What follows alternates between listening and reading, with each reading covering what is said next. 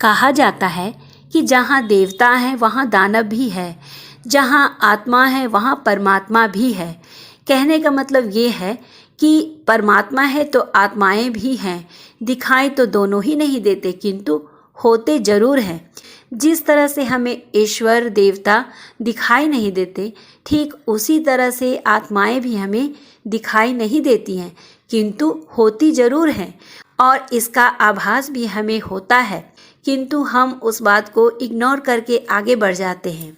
तो आज का हमारा यही टॉपिक है, यही विषय है कि आत्माएं होती हैं, दिखाई नहीं देती।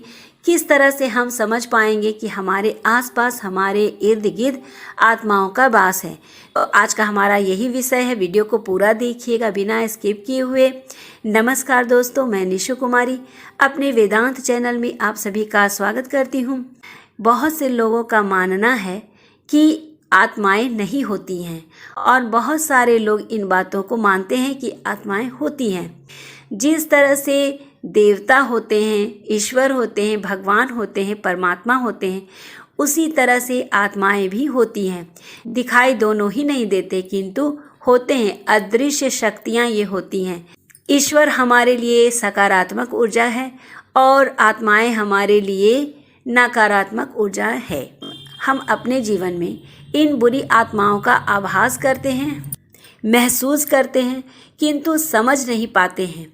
कुछ ऐसे संकेत जिसे महसूस करके हम समझ सकते हैं कि हमारे आसपास, हमारे इर्द गिर्द आत्माओं की शक्तियाँ हैं। जैसे कि हमारा मन खुश है, हम अच्छे से हैं, सब कुछ सही चल रहा है, फिर अचानक से हमारा मन विचलित हो जाता है, हम बेचैन हो जाते हैं, हमारी धड़कनें बढ़ जाती हैं और हमें भय जैसा लगता है। तो ऐसी स्थिति में हमें समझ लेना चाहिए कि हमारे आसपास नकारात्मक ऊर्जा है और बुरी शक्तियां हैं। हमारे आसपास आत्माओं का वास है। दूसरा, जब हम सोते हैं गहरी नींद में तो अचानक से हमारी नींद खुल जाती है और हम बेचैनी महसूस करते हैं किंतु इसके बहुत सारे कारण हो सकते हैं। बुरे सपने देखना या फिर कोई और वजह भी हो सकती है, बीपी का हाई होना, लो होना, किंतु हमारी नींद खुल जाती है बीच रात में और हम भय महसूस करते हैं, एक अजीब तरह का डर महसूस करते हैं, हमारे रोंगटे खड़े हो जा रहे हैं डर से।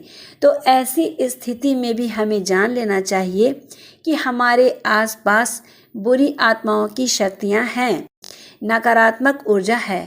तो इस तरह से बहुत सारे ऐसे संकेत हैं जिसे देखकर, जिसे महसूस करके हम जान सकते हैं कि हमारे इर्द गिर्द, हमारे आसपास आत्माएं हैं। कभी कभी ऐसा होता है कि हमारे रोंगटे अचानक से खड़े हो जाते हैं और हमें भय महसूस होने लगता है बिना बात, बिना वजह का।